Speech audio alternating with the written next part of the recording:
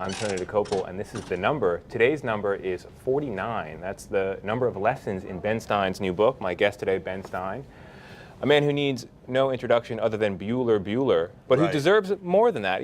Analyst for CBS Sunday Morning, longtime financial journalist, author of many best-selling books, lawyer, quiz show host, Emmy-winning quiz show host. Yeah, actor in many, many movies, and author of many novels and screenplays, some of which actually got made, which is really, really rare. But forget his creative work, because he's here today to tell us how to be sober and successful in our financial lives. Right, which I have not really done much of myself, but we'll pass that by. So where do people go awry financially? Well, the basic mistake they make is not saving enough. They don't correlate their savings with their future liabilities, and their main future liability is their retirement. And that is an enormous, gigantic super liability, and people don't save enough for it. They save it in the wrong form. They go into the stock market, but they try to pick stocks instead of just buying the indexes, which any really smart investor will do.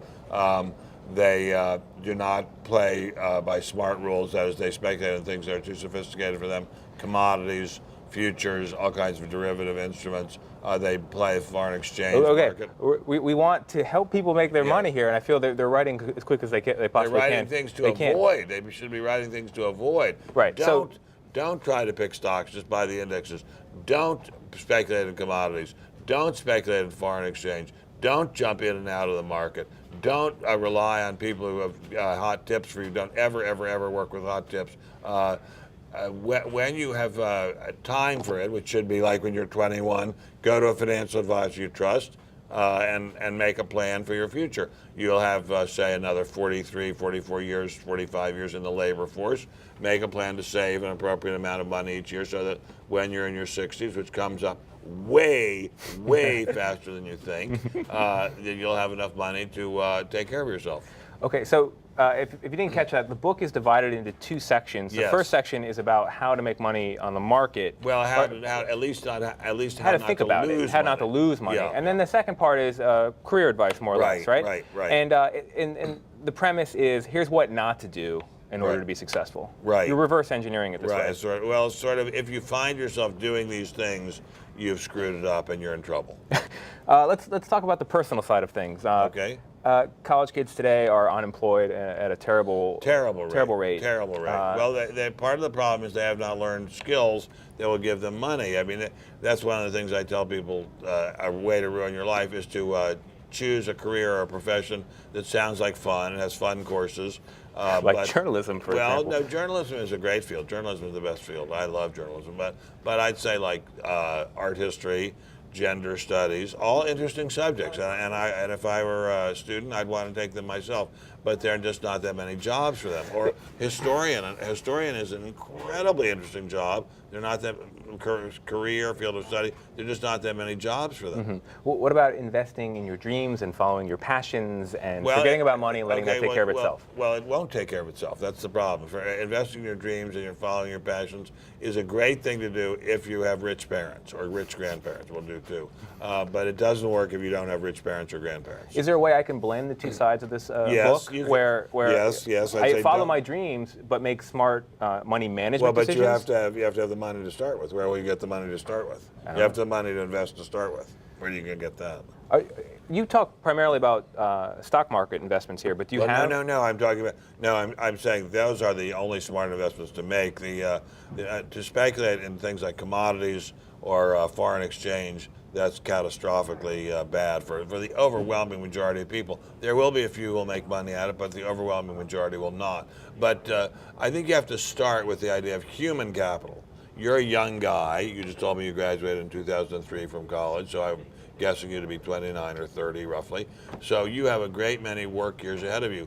You have to show up on time for work. You have to choose a career where people actually pay you. You have to show up neat and shaven. Well, sort of shaven. Well, but you're supposed to be all the way shaven. Why are you not all the way shaven? Because I was writing also in addition to appearing on TV. How long does it take you to shave? It takes a long time. How long? I have small children in addition. 2 minutes? Do you shave in 2 minutes? You have a very deft hand. I can't shave in 2 minutes. 2 or 3 minutes, and I for many years had a small child at home. So you have to shave. You have to look neat. You have to be respectful to your bosses. You have to do a good day's work. You have to know all about your subject. I mean, you can't just show up and act like, well, I'm doing you a favor to show up. Well, I'm sure you don't do that. I'm sure you put in a very hard day's work.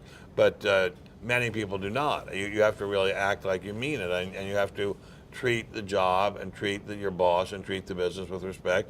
Learn all you can about it, and don't gossip about your fellow workers. Many a career has been wrecked on gossip.